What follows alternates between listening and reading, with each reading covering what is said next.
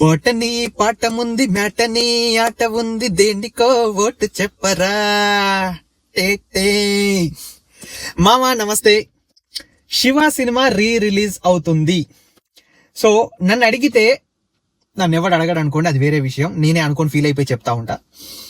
So according to me, cinema Shiva cinema release అనేది ఏదైతే idea ఉందో, సినిమా కాదు, జస్ట్ ఆ రిలీజ్ అనే ఐడియా ఏదైతే ఉందో అది ఒక ఫ్లాప్ ఐడియా అని చెప్పేసి నేను అనుకుంటున్నా.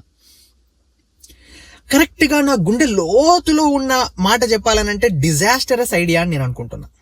బికాస్ రిలీజ్ లోకి వెళ్ళి సినిమాని సెలబ్రేట్ చేసుకునే బ్యాచ్ ఏదైతే ఉందో, mostly 30 and less than 30 age group ఉన్న వాళ్ళు, మహా ఎక్కువ అనుకుంటే 35 అండర్, అంతే.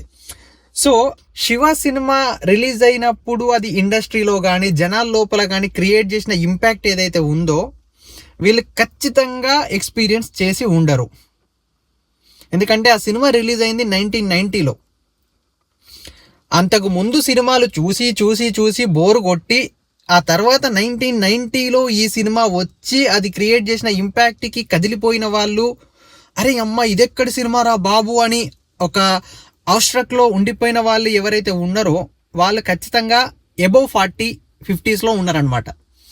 సో వాళ్ళు రిలీజ్లకు పోయి డ్యాన్సులు వేసుకొని పాటలు పాడుకుంటూ సెలబ్రేట్ చేసుకుంటారా అని అంటే నాకు అనిపించినంత వరకు నో, వాళ్ళైతే ఆ జోన్లో లేరు.